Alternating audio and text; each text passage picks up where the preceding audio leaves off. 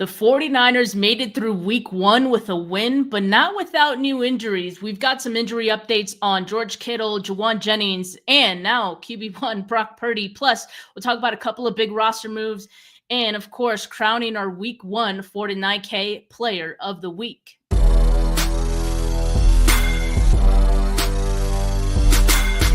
You're listening to the 49 Carats podcast, a 49ers Goldmine production with Stephanie Sanchez.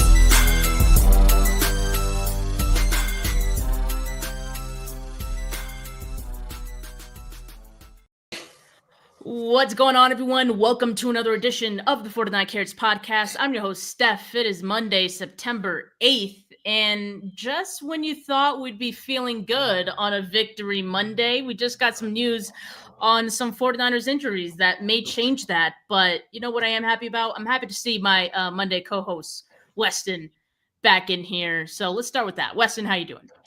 Happy Victory Monday, Steph.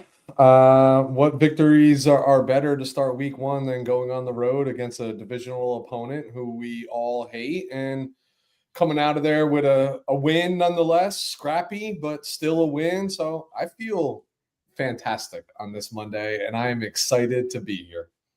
We're still gonna enjoy this win, no doubt about it. There's plenty to still be happy about. But Weston, let's just get straight to these updates that we just got a little bit ago here online on Twitter. So I guess we already knew about George Kittle with the hamstring injury, right? Who exited this game quite early. And he was declared out very early in this game, to which, you know, we all kind of freaked out and thought, okay, that probably means it's a pretty bad hamstring injury. And now we know that, according to Kyle Shanahan, he said he's going to be out a few weeks. Ian Rappaport said, per his sources, out 3 to 5 weeks, which I would say those two reports align based on what Kyle Shanahan said and what Ian Rappaport has to say. So 3 to 5 weeks. And also Kyle Shanahan did add George Kittle is an IR candidate. And of course that would be IR with the designation to return. So they got some decisions to make there. I mean, it's only, you're heading into week 2.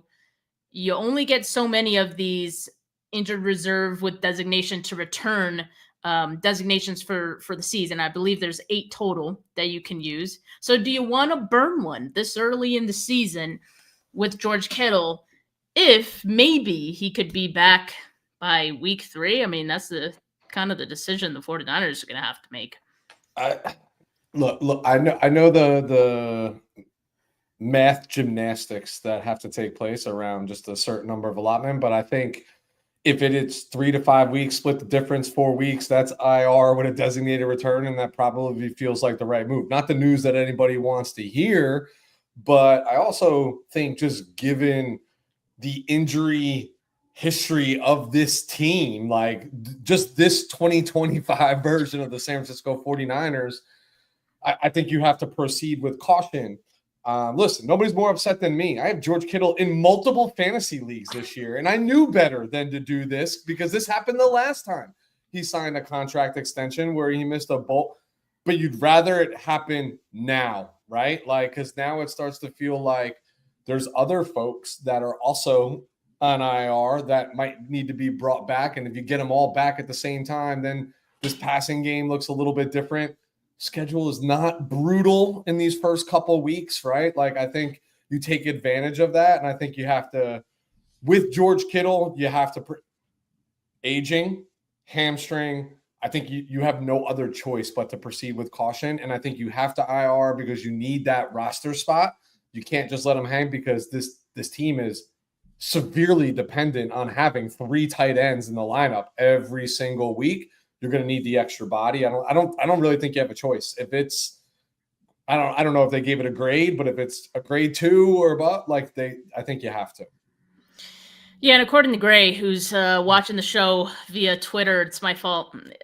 Somehow it's my fault. Maybe I jinxed them. You know what? I might have jinxed them because I was like, the 49ers finally heading into week 1, like they're getting healthy at the right time. I think we all kind of thought that.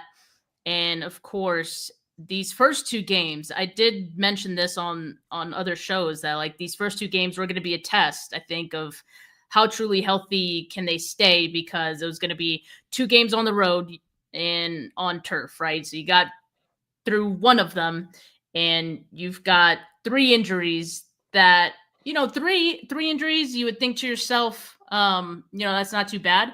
But when you think of the players who are injured, it's like, oh God, what do we do? Jauan Jennings now with a shoulder injury. Of course, he exited sort of late in the third quarter, I want to say, and his MRI came out clean, which is good news. More tests needed for Jauan Jennings to understand just what's going on there and the severity of that one. The big one, and Gray did clarify. Actually, not my fault.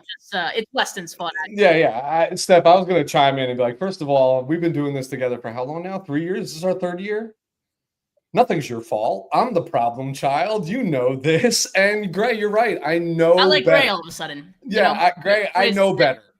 I know not to draft 49ers, but I'm an analytical mind. And he was just sitting there, and I was going to have 22 picks to my next pick. And it kind of worked out that way. But Gray, you're right. My bad. I'll apologize to the 49ers fans. Steph, you just keep doing your thing. You might have been listening to me a little too much, Weston, because I was singing George Kittle's praises. I was like, this is going to be a huge year for Kittle, because everything was pointing that way as far as the opportunities that he was going to be having with the wide receiver situation being what it was. But of course, the caveat to that, as always, as with any player, fantasy and real life alike, is that health. They need to have, if healthy, yes, they need to have health. So speaking of, let's get to this Brock Purdy injury, because this is the one that we found out about today when Kyle Shanahan spoke with the media. Feels notable. Left shoulder and toe injury. Kyle Shanahan did say that the toe injury is the worst of the two. All right, so his week 2 status seems to be a little uncertain. And Kyle pretty much said, like, it really depends how he feels throughout this week. And so that opens things up, right? It's Monday. I'm sure the 49ers are going to milk this. Whether or not Purdy feels better at some point in the week, the 49ers, no doubt, are going to take this down to the wire, gamemanship and all of that. They're going to have Saints preparing for the possibility of Mac Jones potentially starting this game. If I had to guess right now, and this is just my intuition and what I think of the 49ers and how they treat injuries, I guess. I think Brock Purdy plays this because, you know what, Weston, this kind of reminds me of that one game against the Seahawks, no less, when they had to play on Thursday. In this case, they're playing Sunday against the Saints. But that game, he was dealing with a rib injury. Yeah. That's one of those injuries where, man, that is really tough to play through if you're a quarterback. And again, the 49ers took it down to the wire. I think, in that case, probably was serious enough for it to go down the wire. And again, you're talking about a Thursday night game, but yeah, I think they're just going to milk this a little bit. I feel like they did somewhat similar with Christian McCaffrey, missing practices late last week as well, So I think Brock Purdy would play if I'm guessing. That is not fantasy football advice. That is just my 2 cents, which mean close to nothing, but But I don't disagree with you. Look, I think what gives me cause for concern is just the toe, right? That's tough, right? Especially maybe that makes sense. That's maybe why we saw a couple throws that he made. He was on his heels, right? Or kind of leaving the ground a little bit. Maybe he just couldn't really grip on that artificial surface with whether it was stepped on, jammed, turf toe, whatever it was that was done. I'll say that I think he plays. He's a tough kid. We already know that, with a chip on his shoulder, even though he just got paid, he's a gamer. He's going to want to play. But I think this opens up 2 things. One, a lot of reps this week for Mac Jones. You're not going to see Brock in practice, I would imagine, right? No contact jersey, walking through drills, like we'll be fine. A lot of reps for Mac Jones. That's good. We actually all believe in our backup quarterback, or that he can do the Kyle Shanahan things well. So that's a good. And if he's going to miss a game, Steph, this is the one on the schedule to miss, right? Like the New Orleans Saints. This is the National Football League, any given Sunday, all of that. But the Saints are figuring their things out as well, especially with Spencer Rattler at quarterback. So I feel like if you are on the fence, Kyle, you can err with caution this week. You know what I mean? But other than that, it's going to say, hey, guy, we just paid you $255 million. You're going to have to go ahead and suck that up for us and figure it out. You know, we'll wrap up your pinky toe or whatever toe it is, and let's keep this thing moving. But I agree with you. I think he plays. I don't want to say this is gamesmanship. I think this is just recognizing, hey, QB1 walked out a little bit nicked up. Here's what happened. This is why you will not see him taking reps with the ones all week, and you're going to see Mac Jones. I mean, I think that's the simple math of it. Well, look at Mac Jones. I mean, he came dressed to the nines, looking like Joker out there. Your tweet did have me dying. If this is what Mac Jones is going to be wearing as a backup, you know, who's to say what I can't. He's going to be Cam Newton-esque if he's QB1 on Sunday, coming in all dazzled and top hats and everything else. At least we'd have something to look forward to if Mac Jones is the quarterback. Okay, so on the Saints side, and I thank you, 49ers Throwback, for commenting this because I hadn't seen this yet. Apparently, for the Saints, their best safety, Julian Blackmon, suffered a significant injury against the Cardinals in Week 1, expected to miss some time. So that's notable. That's notable as well. So both teams banged up after Week 1. And, of course, for the 49ers, we will wait and see. George Kittle, like we said, going to be out a few weeks. That's a big blow. And Jauan Jennings is TBD on that. But I guess that kind of brings us to the next story here, which is that the 49ers brought back a familiar face after waiting, you know, about a week to make this happen after he came through for a tryout last week. Kendrick Bourne signing with the 49ers on a one-year deal worth up to $5 million. And that feels like a pretty decent, you know, deal to bring someone in while this wide receiver group is hurting. You know, again, Jauan Jennings status TBD. You already know George Kittle's going to miss some time, so they need bodies. And this is a body in Kendrick Bourne who is familiar with the 49ers offense at the very least. So it wouldn't take him too much time to reacclimate, you know, to this offense. Look, necessary, but I don't care. Like, you know what I mean? Like, I'd rather not be in the position to have to bring in KB. You know me, I am not big on retreads in any capacity. KB's a lot of fun. He's going to bring a lot of spunk, a lot of energy. I'm sure he's excited to come back to the Bay, see some of his boys. He's been in this regime before. There's 100 reasons why it makes sense. But let's be very clear. Like, Kendrick Bourne has not been here for years, which means he is not that young kid that he was when he was once upon a time here. I do not consider him to be a threat, but I do consider him to be dependable. A threat to who? I know that's what I'm saying. I don't consider him to be a threat to anybody. To anybody on this roster, to the opposing defense. Fair. I just think he's reliable, and they probably structure the contract with, like, look, you're going to get a lot of PT so long as these injuries continue, and you can go earn your money incentive-wise if you perform, right? Like, that's probably what it looks like in layman's terms, the contract. But the reality is like, outside of just reuniting with a guy that we all once upon a time loved because he was just like that energy spark for this team, I don't know what it does other than it being an able body who can line up at the position when they are short able bodies who can line up at the position right now. I'll take an able body. I'll take any wide receiver who can breathe on this roster. And if that's the case, if that's the bar for 49ers receivers, you could do a hell of a lot worse than Kendrick Bourne, I think. So I'm glad that this was the move that they made, and it was pretty quick. So yeah, I'm fine with it. It's not a needle mover, but it is something that they needed. Yeah. Again, necessary, but does it do anything for us? I don't know. We'll find. Time will tell. We'll find out. You know what I mean? Like, he wasn't super productive in New England either. You know, so We'll see.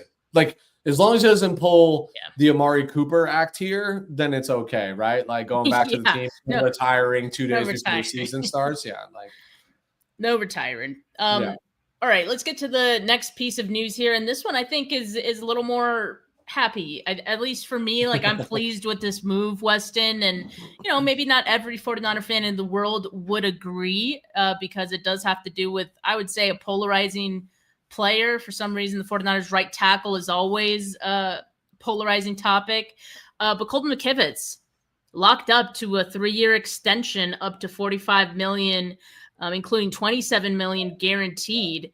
And Weston, I talked about Colton McKivitz just last week on another show that I did with Wayne, because, there were some comments of the 49ers. I think it was Kyle Shanahan, saying they'd like to have him back. They'd like to keep him around. And then Colton McKivitz kind of getting asked about it in the locker room and leaving things kind of open-ended. It almost sounded like he'd be down to hit free agency, right? And you know what happens when offensive linemen who have any starting experience hit free agency, they get a bag. And I don't want anyone to argue with me on this, because it is true. It does not matter how good of a starting offensive lineman you are. You can be cheeks.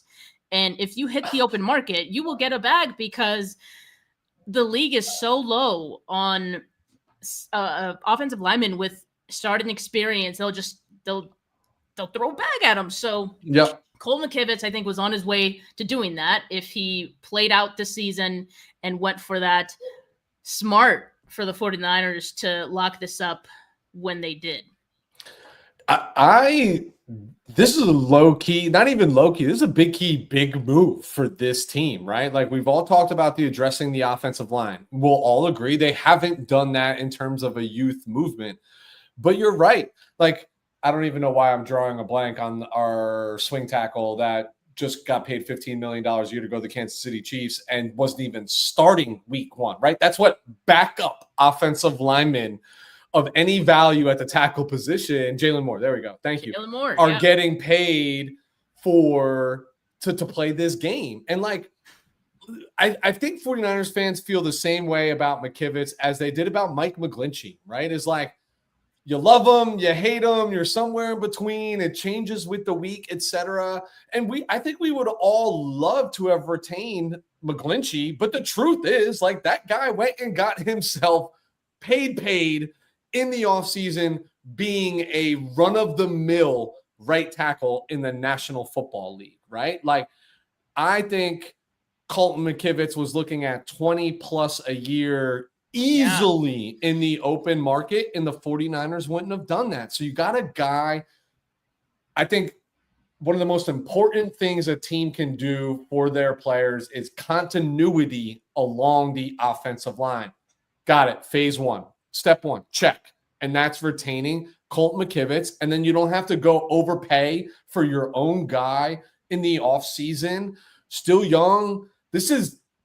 Nobody wants to hear this, but this is really cheap for starting offensive linemen in the National Football League. And guess what?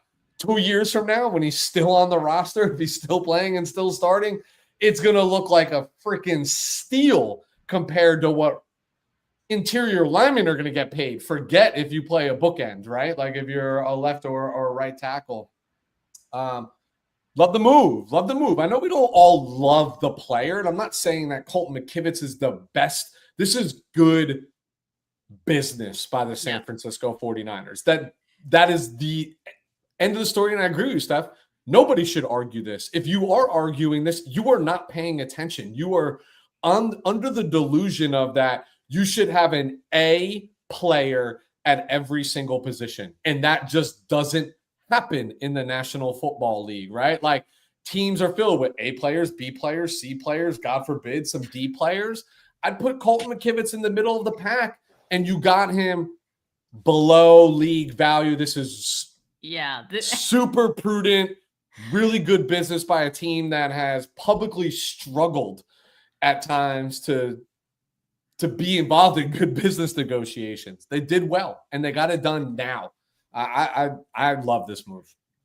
Yeah, anytime the 49ers do an extension early in the season, it's a player that they think is going to have a good enough season that will either price them out at the end of it, or it's just a player that has probably made up their minds, that they're going to leave.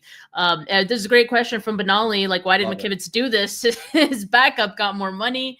Why would his agent allow this? I mean, I got to imagine like Colton McKivitz probably wanted to stay in San Francisco for whatever reason, I'm sure he knows he can get more money on the open market, but there's also that risk factor involved in all of this too. Jauan Jennings, for example, bet on himself for 2025, took a potential for $3 million more this year to bet on himself, turned down the long-term deal. He's hurt. After week one, we don't know how long he's going to be out, but, it just goes to show the risk that these players take when they do decide to, bet on themselves.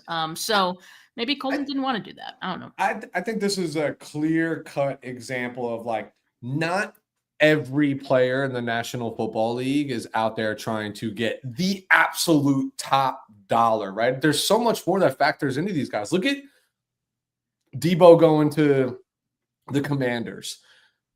Yes, familiarity with some people, etc., but also closer to home. Like Colton started his life out here as a young guy, right? Like I don't know what anchors he's got. I don't know what family he's got out there and he's brought out here, but like, hey, if I can remain in this situation and keep continuity in my personal life for the next 3 years and get paid a lot of money while doing it, that makes sense. He's never been on the hot seat in San Francisco. He probably loves being with this team. I've seen the coaching staff be nothing but supportive regarding him, right? Not publicly critical. There's a lot that plays into this. And you mentioned it. The most important thing, one in the hand's worth two in the bush, right? Like we could sit here and prospect on like what he would get paid in the offseason, but what if you don't make it to the offseason, right? Like that offer's here right now, and it's a pay grade, right? Like it is absolutely a pay grade for Colton McKivitz. You take it. You take those things. It's a good business decision by the San Francisco 49ers, and I think it's a good business decision for Colton McKivitz for his future in the NFL. Absolutely. Benali, I don't like this comment as much as previous ones because it's scary to me. She says, this feels like the first tell of a Trent retirement in the coming future, though. The team that usually doesn't pay right tackles maybe doesn't want to risk having two new starting tackles at once. I definitely think that's part of it. I think it feels like a very overwhelming task to fill in one tackle position on your line. Now think of two, like, and potentially being in the same year that you would have to maybe address two tackle spots. That sounds like a nightmare. So yeah, I think that is kind of part of it. And, week one, Trent looked rusty, to put it kind of lightly. Weston, how's this for a segue into this week one game? It wasn't all roses and sunshine, but no. What was your assessment of Trent Williams' performance in week one? Are you nervous about him at all? I'm not nervous about him, but I'm going to call it what it was, and I'm going to use a term that you used earlier that I love so much. It was cheeks. Like it was not good, Trent Williams, and I'm not just stopping with Trent Williams. Like our two best offensive linemen that we thought were our best offensive linemen were the two worst across that front yesterday, or at least what my eyes told me. Now I'm going to give. I know Purdy got a little nicked up during the game. I think he missed one snap, 2 snaps. Well, Trent did too. Trent did too. I think that was at the end of a series, though, right? I think, or he might have missed one play, maybe one play, whatever it is. I'm going to give Trent the benefit of the doubt because A, he's a Hall of Famer. B, we didn't see him preseason, right? So like this is the preseason still, week one, and most coaches will actually tell you that the first 4 weeks of the season are just an extension of the preseason. So I will give him a pass because he has done everything to earn that pass, but it wasn't pretty. I think he allowed the most pressures across the offensive line yesterday, if I remember correctly, looking at the stats. Yeah. Brock, when that play progression was left, I saw Brock going right a lot, right? Like sliding right in the pocket, like whatever. I'm not gonna blow this out of proportion. I'm gonna call it as I saw it in week 1 in Seattle. Definitively not Trent Williams' best game.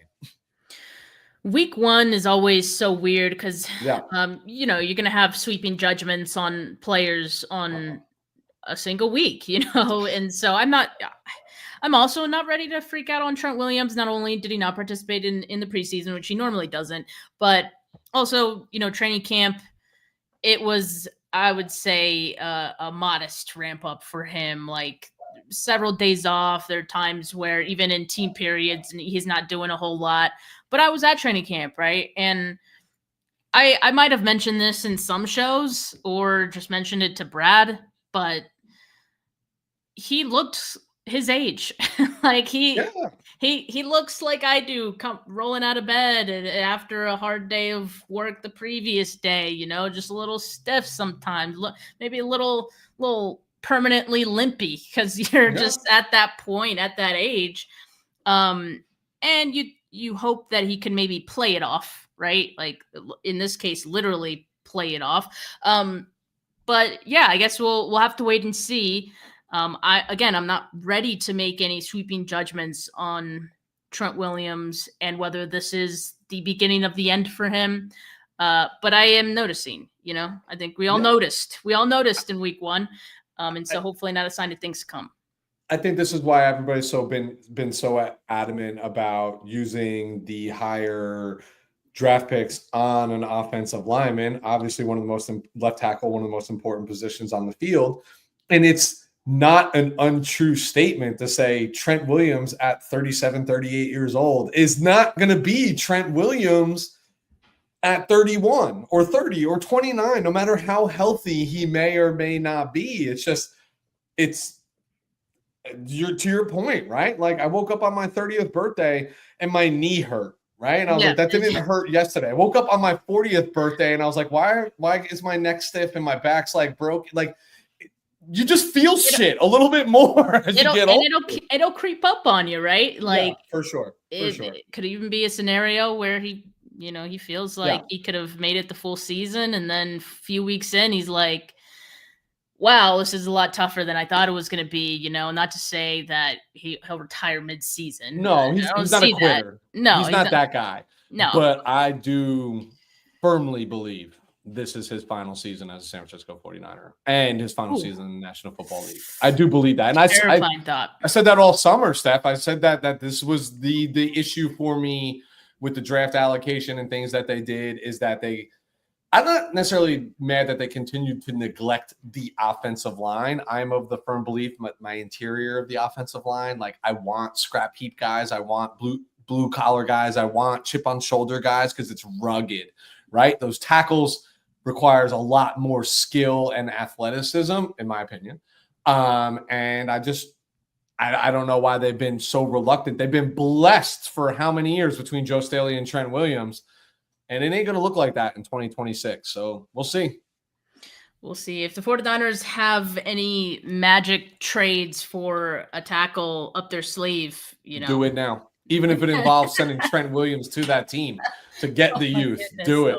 Do it. Oh, my goodness. Again, after we just said we're not going to make any sweeping judgments, Wes. No, it's not a judgment. It's just that to me, that's business. Like, if he's not going to be my best offensive lineman. Yeah, for sure. Would have to be a sure thing. But on that note, let's get into this week 1 game a little bit deeper here. So it was a nail biter.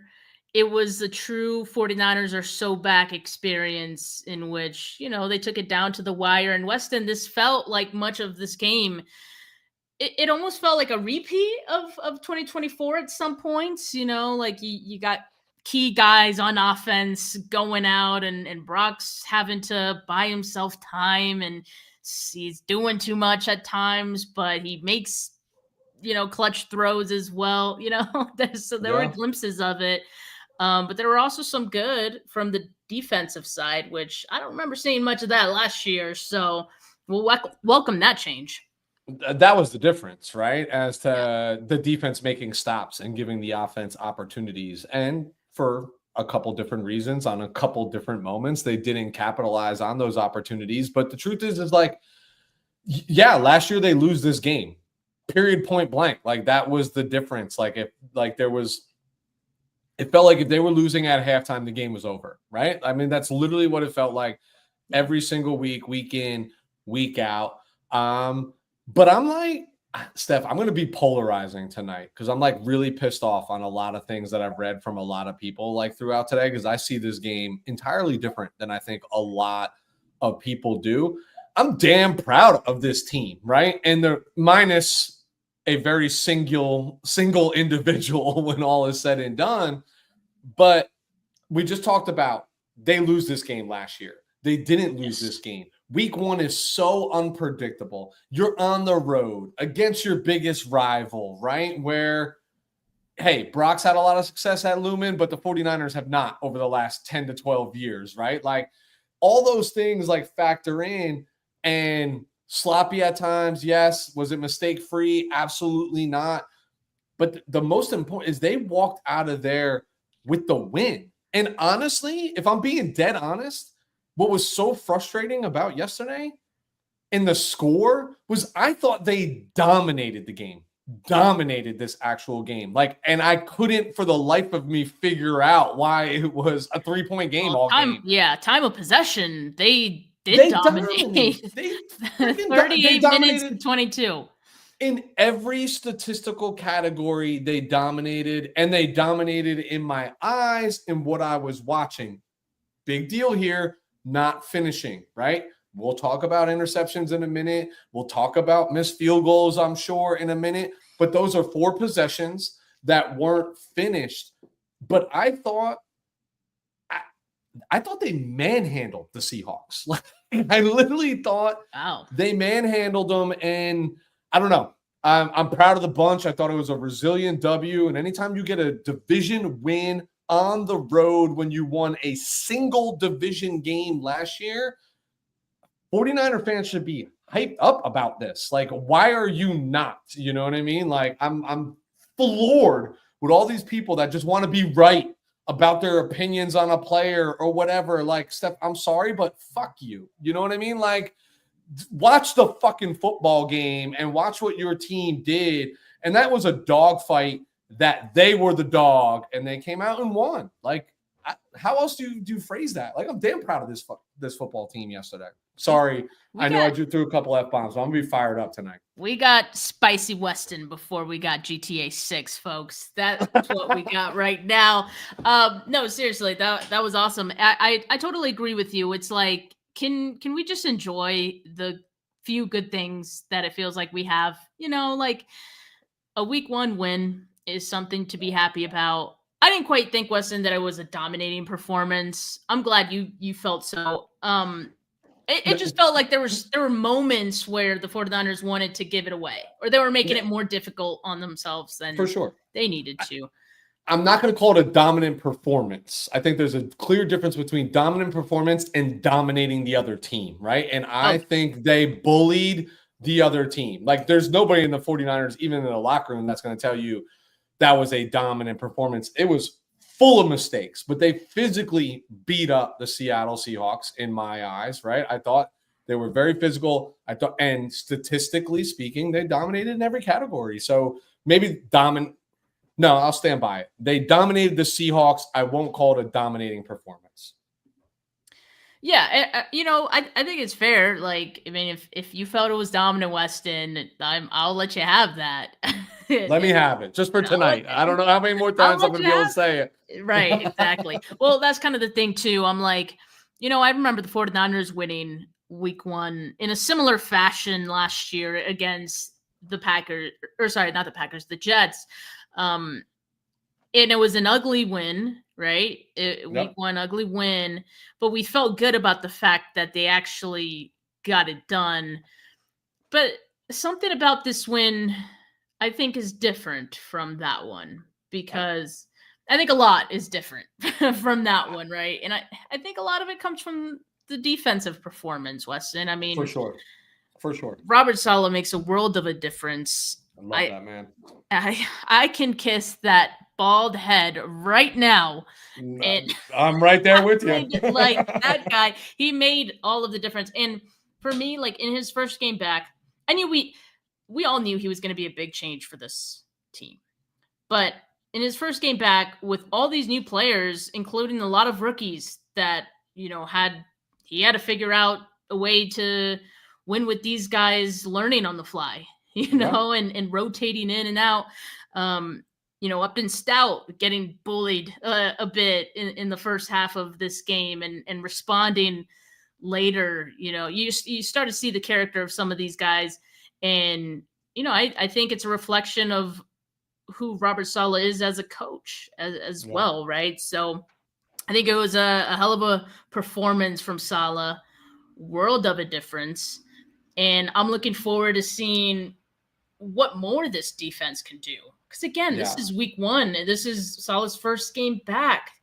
A lot of rookies all these rookies, it was their first game. Like they're only going to learn from, the experience and, maybe some of the mistakes that they made, some of the things they could have done better. So we're going to see it. We're going to see it this year. What did he say? He said, buckle up, right? Or sit back, enjoy the ride. We're going to do that.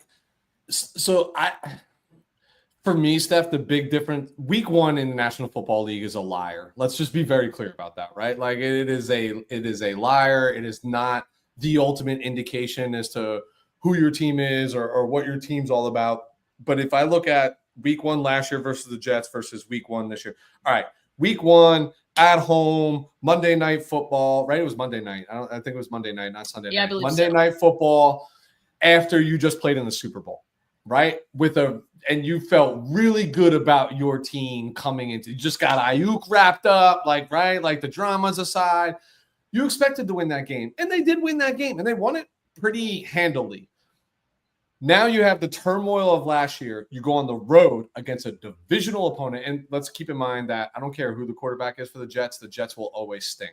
It's just until the Johnson family. Hey, they looked legit on Sunday, but they're still the Jets. They're still the Jets. And I think Pittsburgh stinks too, if I'm being real honest. So it's just two bad teams going against each other, if I'm being 100% real here. But this was everything that we feared would happen to this team from our exposure to it last year happened. All of the adversity happened in week 1. And they found a way to win the game. I think that's why this week 1 is significantly more significant to me than last year's week 1. Expectations were different.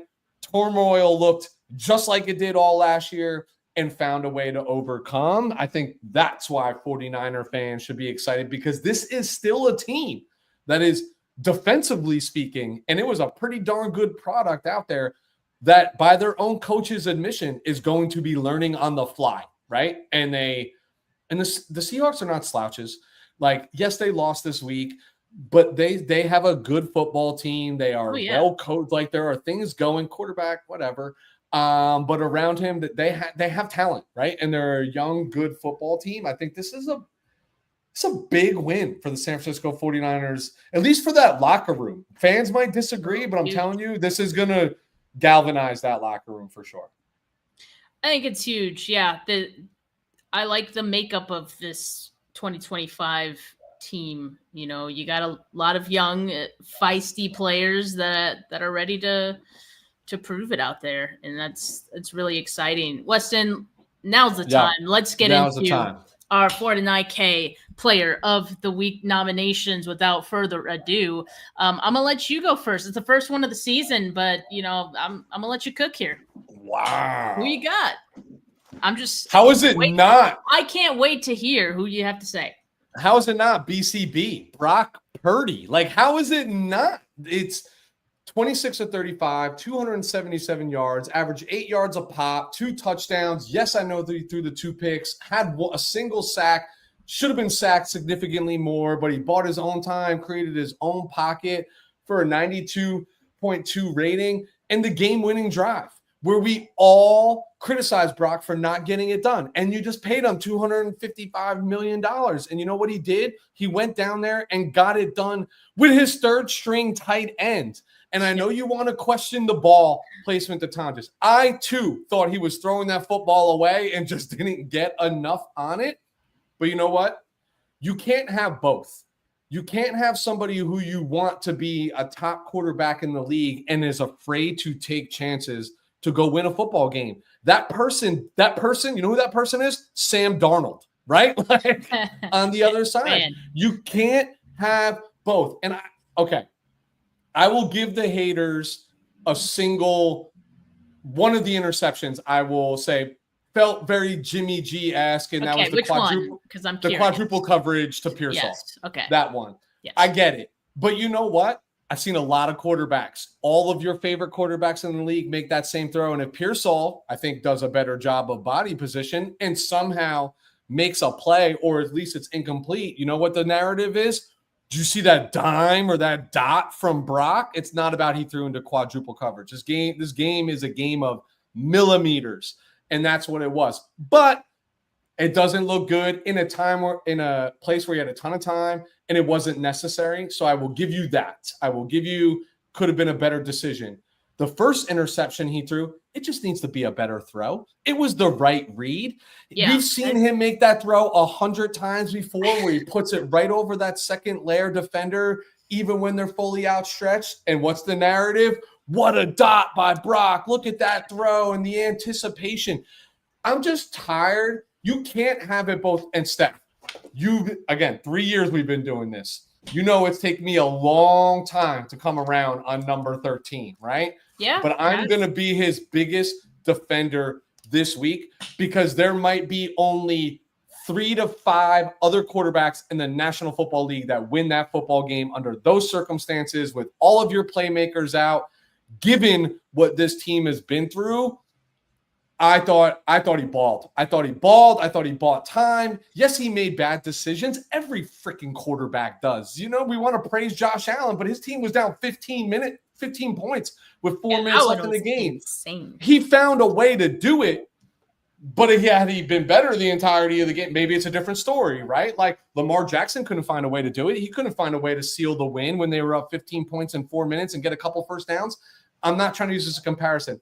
I'm just saying, stop with your nonsense out there about this was a game by Brock Purdy. And this might be the game that finally gets me on that side of that's the guy.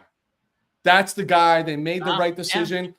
Look, yes, he lacks certain physical traits. He could have had a touchdown to Pearsall if he had a stronger arm a little bit earlier in the game that ended up being an incomplete pass. If he could just get it with a little bit more zip, I get it. He's limited. We're all limited by physical ability. That's why we're talking here versus playing in these games. But God damn it, Brock Purdy, you cooked yesterday. You showed me your resilience, and you showed me that regardless of the size of the paycheck, you want to win football games. You are my 49K player of the week, or at least my first nomination. Whew. Love that. I told you, I am like sweating this evening. He's fired up. Well, the hoodie doesn't help, Weston. I mean, it's cold in my house. I'm cold, okay? actually. I'm like, it's 80 degrees over here. I'm like, it's hot. But I think that was a great breakdown of, Brock Purdy and just the Brock Purdy experience. And Benali over here in the comments, again, cooking. She says, if you like Brock Purdy's miracle throws, you have to take him at his WTF interceptions too, because those throws are cut from the same cloth. They come from a place of pure aggression and full trust in your receiver that they're going to get the play done, like the Ricky Pearsall one where he was covered by 4 guys. I don't know why, but he was just like, my guy's going to get it. Even the game-winning touchdown was like, my guy's going to get it. I just got to put it up for him. And yes, you're right. I think the other interception was sort of miscalculated a little bit, throwing off his back foot. I think if he's able to plant his foot, he gets a little bit more on that ball, and it's the same type of throw we've seen him make so many other times where he gets it just right over the defender and into that spot for Jauan Jennings. So, yeah, I mean, this is kind of the Brock Purdy experience that we've come to know, that you live by it and you die by it. And I think we just gotta accept it. The one thing that bothers me, but again, I think it's just something we're just gonna have to accept because I don't think this is gonna change about him, is the fact that he can always live to see another down. Most of his interceptions, you think to yourself, why would he do that? He didn't need to force that, you know? But this is the difference. Playmakers, they don't think like that, Steph. They think, I see an opportunity, I go get it. Sometimes they're right, sometimes they're wrong.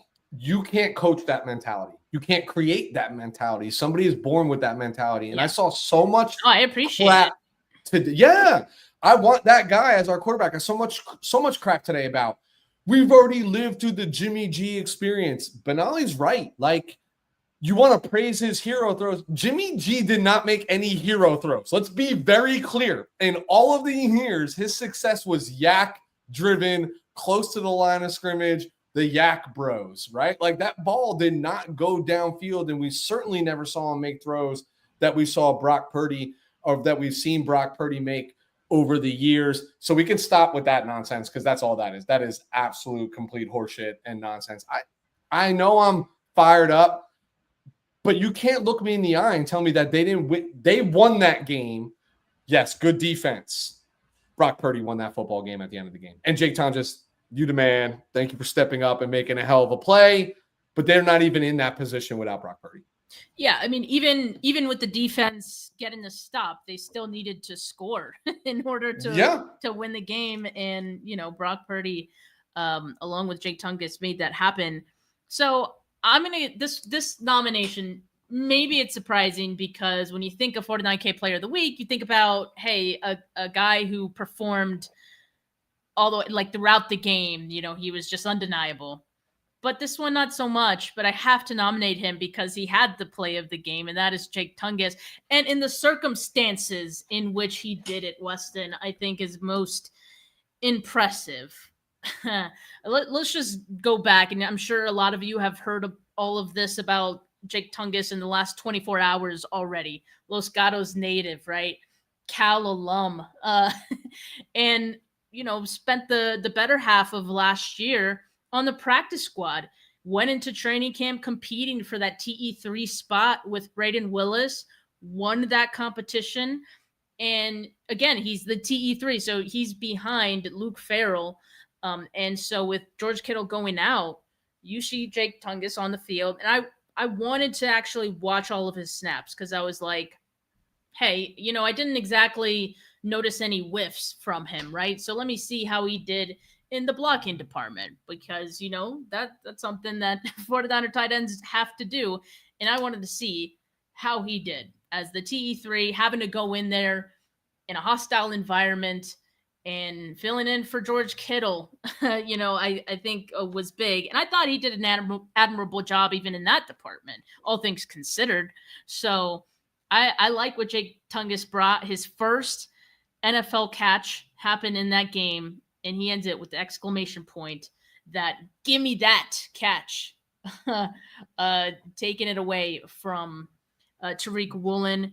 Same height. One player just wanted it a little bit more than the other. I got to give props to Jake Tonjes, and I think he deserves the nomination this week.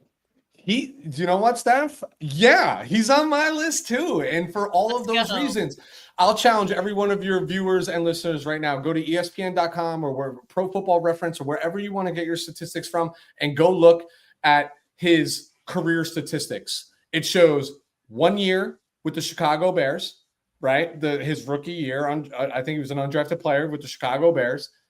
1 game, 1 target, 0 catches. Right. And then nothing until 2025. So it goes from literally like 2022 to like 2025. Yeah. Not even the years in between, because he's a practice squad guy, out of whatever it was. And here he is. And you know what, Steph? It was all one drive, right? Loved the first down catch that he made where he still got forward and got a couple extra yards. Situational awareness. Can't teach that, by the way. That's just between the ears type of thing. And then just going to make a savage play like he did on catching that touchdown. This is why I love the National Football League. It might only take one series for Jake Hodges to find his way into a starting rotation for the rest of the season. And he did it in the 4 p.m. slot, Fox game of the week, whatever you want to call it, divisional rivalry. Like, good for that man. Awesome. Like, there's no way we could go today without giving him praise and putting him up for this nomination. And you know what? You're right. I did go back and watch some of the snaps. He didn't whiff. He actually had a higher run blocking rating than the praised George Kittle, if you subscribe to PFF and those statistics. So, listen, if Kittle's out and goes on the IR, get used to 88. You're going to see a lot of them. Yeah, and I think, you'll like what you see out of Jake Tungus. So, yeah, I think that's a deserved nomination. Now, Weston, do you have any others? I have a lot from this game, Steph. I told you I'm like polarizing, but I'll just get all right. Yeah, Swaggy Ricky. Like, how is it not Swaggy Ricky Pearsall coming out? I think it's his first 100-yard career. Is it the first 100-yard game, or did he have one at the end of last year? Either way, that catch at the end on that final drive, that separation with that very not noticeable, just a little push off on Reek Woolen. That's what good. That's what he had one. I think he actually in that game last year, I think he had like 100. He actually went off in that one against Detroit. Which we lost. Anyway, but this game you win. We've all said it, right? We've said Kittle's going to be a factor. Pearsall has to be a factor, right? Just given the wide receiver situation and what you've invested in bringing that guy here. But like, how do you not love 4 catches, 108 yards? He had the long was 45 on the most important drive of the entire game. This is what you want to see from who's going to be your wide receiver one for the remainder of the season, if not for the remainder of his career in San Francisco. And it just continues the trajectory that we saw at the end of last year, that we didn't get to see in any of the preseason because hobbled by injuries. Another wide receiver injured, who would have thought, with the San Francisco 49ers. But I'm giving love to Swaggy Ricky here. Actually, my wife during the game turned to me and she was like, how do you not have a Ricky Pearsall jersey? And I was like, I'll take care of that. We'll get that ordered immediately. I mean, the number 1 jersey is... Can't have a number 14 jersey. That's not allowed in my closet. That's the ugliest number in all of football. Not a lot of aura on number 14 jersey. Shout out Giannis for the super chat and says, sup, Steph, I think CMC 1,000 year might be coming. Whoa, that's a lofty prediction. I could see it because... Well, we don't want it. I think you don't want it? Of course you want it, right? Like, of course you want it. But I don't think that was a lot of usage. That was a lot of usage in week 1. Yeah. I mean, what? We're talking 31 touches of the football. And Weston, that was with Brian Robinson actually getting a decent amount of... Oh, he was on the field. Yeah, he was getting a decent amount of carries. And I was actually like commending McCaffrey as I was watching, because I'm like, he's taking himself out. Like, no one had to force him. I think he's maturing in that sense that, I might have overdone it. Or he's actually hurt. Or he's actually hurt. No, we're not going to speak that one into further existence, I guess. Who you got? All right, I'm going to go, and this was tough, right? Like, I'm going to go with Nick Bosa, though, because if I got to nominate Jake Tungus for the game-winning touchdown, I got to nominate Nick Bosa for the game-sealing strip sack. And it wasn't just that. Like, he had other contributions in this one as well. 6 total tackles, including 3 for loss, a quarterback hit. And I believe, if I'm thinking correctly, ESPN had it as a quarterback hit. I think it's the one that forced an incompletion where he's coming around on a stunt and pressures Sam Darnold up the middle. So, yeah, I mean, he had his hands all over this one like a bear has his hands in the honey jar. You guys like that reference. And so, yeah, I thought, especially in that final drive defensively, I saw something in Bosa that it just looked like he said to himself, I'm not losing this game. This is not about to be a repeat of last year. Like, I'm going to make it happen. And he did, completely pushing Abe Lucas into the shadow realm, aka Sam Darnold, and that football to jar it loose. Huge play. And then, getting the recovery of that one. So, yeah, Nick Bosa. I got him on my list too, Steph. I think you'd be so proud of me. Like I know I was like so critical during the offseason, like during preseason. I was like, I have nobody. I don't even know what we're supposed to talk about tonight. Look, it's funny and we'll talk about this maybe in just a second, but like when there's other players on your defensive line that command attention, you're going to get, or commanded attention for whatever reason, you're going to find your star pass rusher in favorable positions, and it's up to him to take advantage of.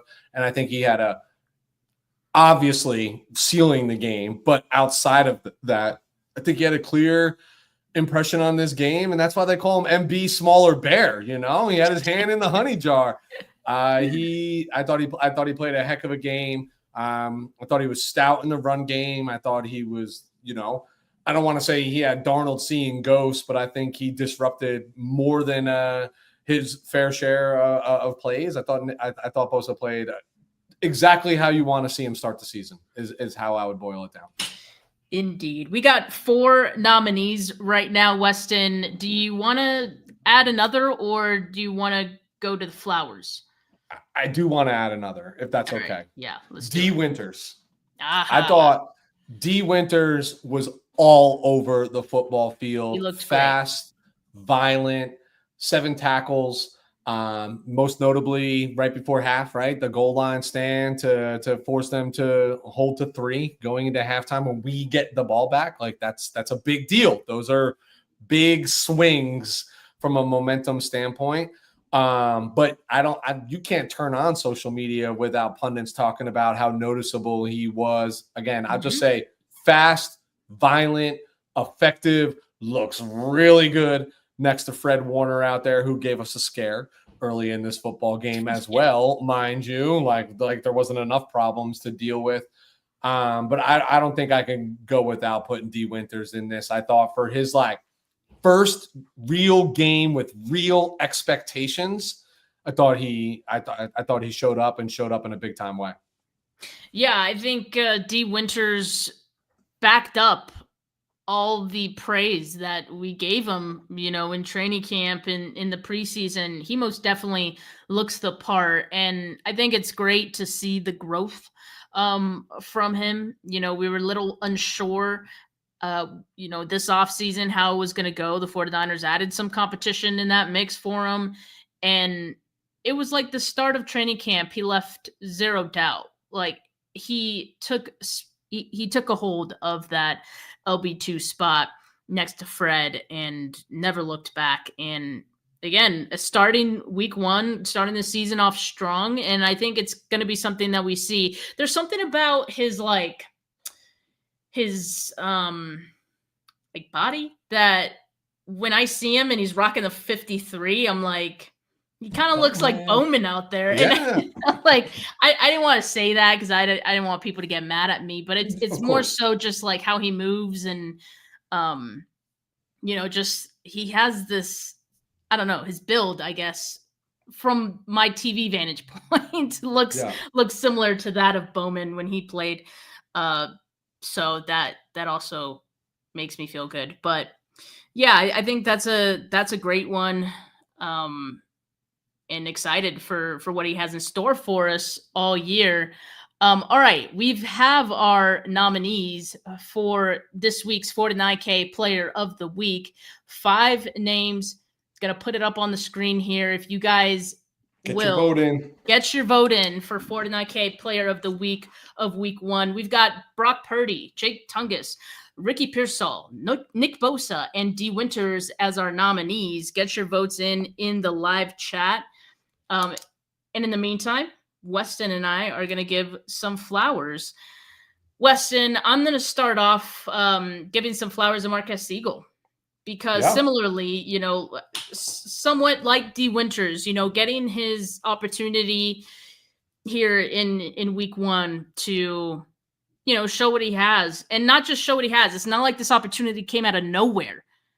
Make no mistake about it. This came from really strong play in training camp, in, the preseason. So I got to give it up to him. He backed it up as well, like D Winters in this game. And I'm glad the 49ers trusted him as a rookie to be a safety, starting safety for this team.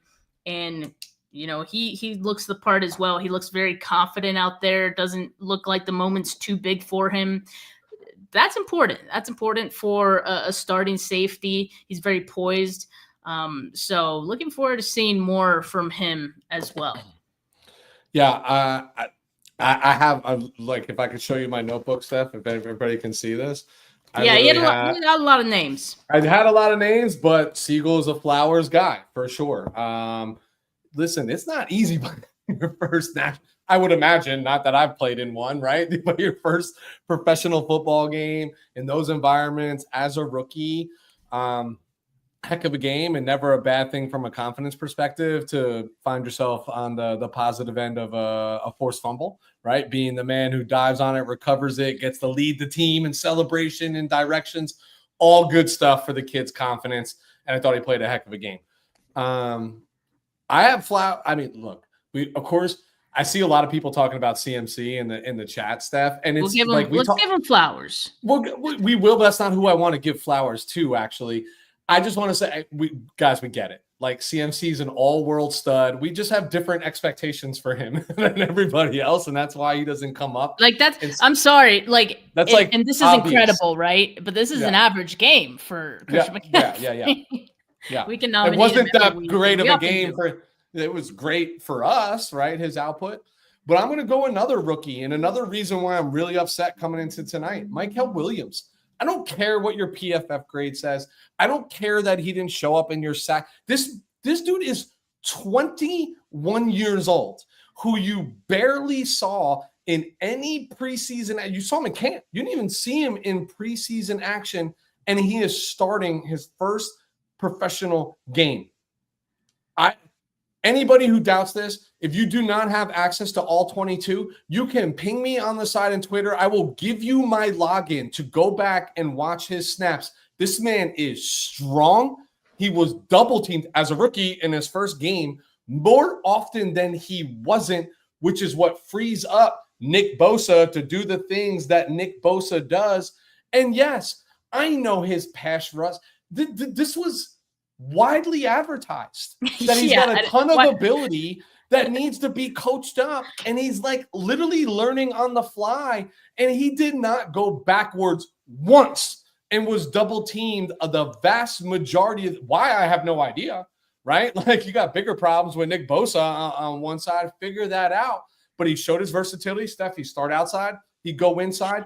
I think if I'm in Michael Williams camp and I'm Chris Foster, I think that is fantastic tape that this young man put out in his first game. And I don't want to hear anything about, like, the expectations are egregious sometimes, guys. Like, you think just because this guy was a first-round pick, he should have 4 sacks in his first professional football game, like, ever. Like, get out of here. Like, you're wrong. You're dead wrong. Michael Williams, I thought, played a hell of a football game yesterday. Yeah, you saw the respect that the Seahawks offensive line was giving him, like to have him triple teamed basically on that final play, I think tells you a heck of a lot of what they think about Michael Williams and the threat of him. So, and yeah, he just like the other rookies, especially the others on this defensive line, are going to get better as the season goes on.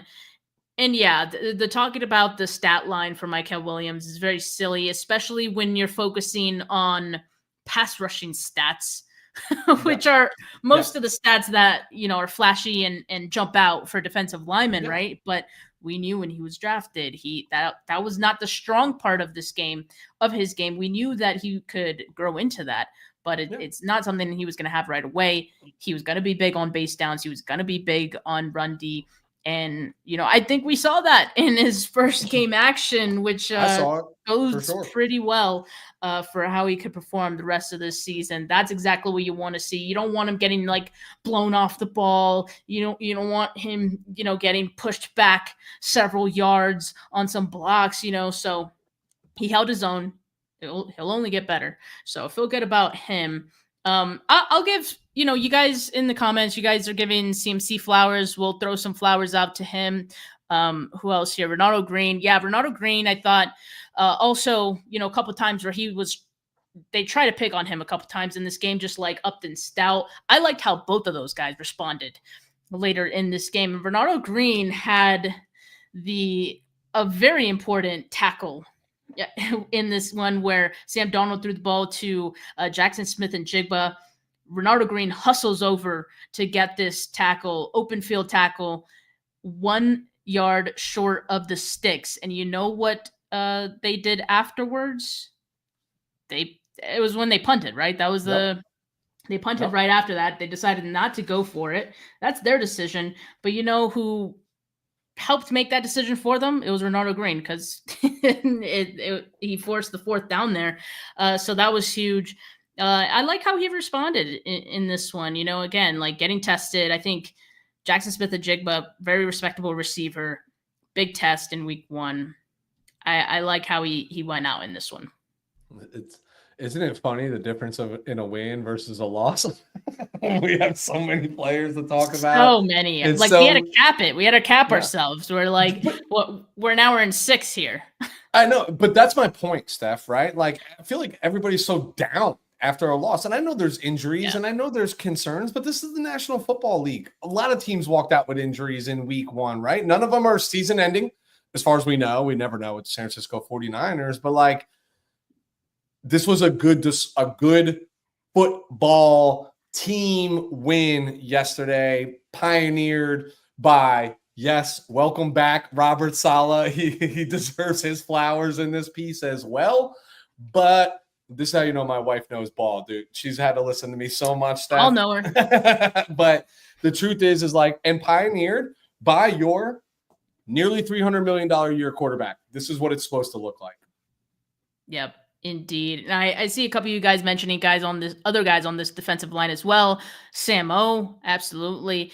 And Khalil Davis. Yes. Love it all. That's what a win looks like. Exactly. Contribution from everybody. So they're making our point for us, which also tells me they watch this game, right? Because those contributions matter. That's the difference between winning and losing a football game. That's why it's the best sport in the entire world, because it requires all 11 on both sides of the football doing their job. All right, let's tally up these votes. But before we do that, Weston, who are you giving your vote to? Brock Purdy. All right. Week 1, 49K Player of the Week for the 2025 season. Starting this off here is Jake Tungus. Who would have thought? Who would have thought? No! Who would have thought, right? In week 1, 23, getting the nod for 49K Player of the Week. And again, this is what's really cool about 49K Player of the Week, because yes, we have all these great stat lines that we can look at for a number of different players. We nominate all these guys, but you guys vote, and you guys agree. Jake Tungus made the biggest contribution of all to this game, getting the game-winning touchdown. So that's big. It's not just about the stats. It's about certain plays that hold weight more than others. And I think, Jake Tungus definitely deserved this week 1 49K POW. Who had on their bingo card that Jake Exactly. Who could have predicted this? Love it. This is why, Steph, I love you. I love your audience. I love doing this show with you. So grateful that we get to do this together on Monday. But this is what it was about. This was incredibly fun this evening. This show was actually a blast, and the live chat, you guys kept it popping the whole way through. Appreciate all of you. Make sure you guys like this video. Before we head on out of here, just one quick update. Kyle Shanahan was asked about Jake Moody today. Remember Weston yesterday? I know. We got to go out on this low note. Kyle Shanahan was asked about Jake Moody yesterday in the post-game presser, to which he said there's no question that Jake Moody is going to remain the kicker. Today, slightly different tone here. He says, quote, "We're looking into all that stuff right now. There's options.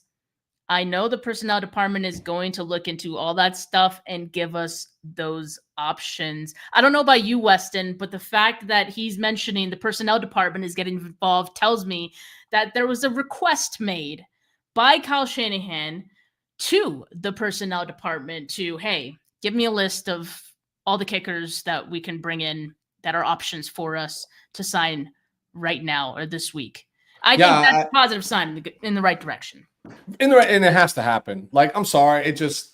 I get it. I get all the optics to it, whatever it is. But the reality is when you got a guy over his last 10 games who's basically making 50% of his field goals, like any field goal kicker can do that. No, I can't.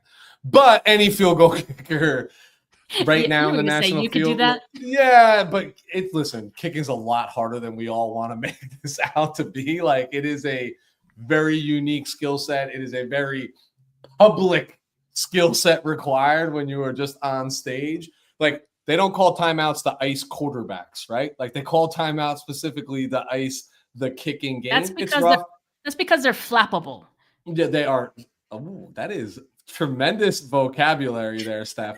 But it's true. They are flappable. I think at the end of the day, like, you just need to do it. You just need to, you just have to do this. You have to pull this cord, because I don't even think it's coming from Kyle. I think you finally got people in the locker room that are like, dude, this is it, man.